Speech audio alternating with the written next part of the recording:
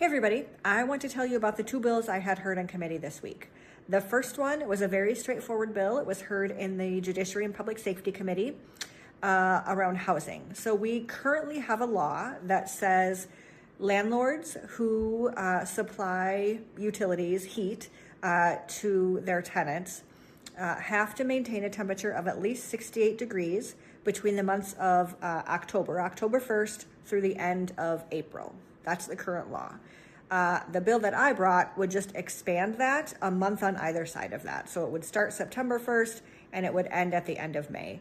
We have weather in Minnesota such that we could have a cold spell in September. We could have a cold spell in May. This bill was actually brought to me by a renter last May when we were having a cold and rainy spell who said, my apartment is really cold and my landlord supplies my heat and I can't do anything about it. And so that brought this bill.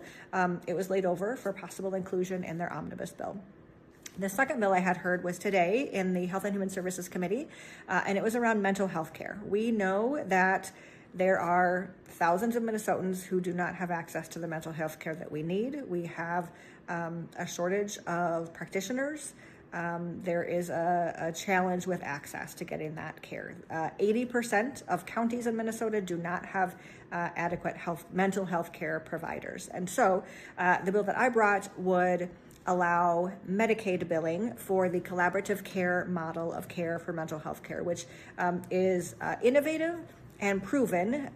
It is a teamwork collaborative, as it says, but it's centered around primary care and allows people to get mental health care through their primary physician who works in collaboration with other care providers. It's an excellent program. It works very well. 36 other states have their Medicaid program bill for this. Private insurance companies bill for this. It is established and cost effective and effective for patients. And so one of the ways that we are working to expand mental health care across the state.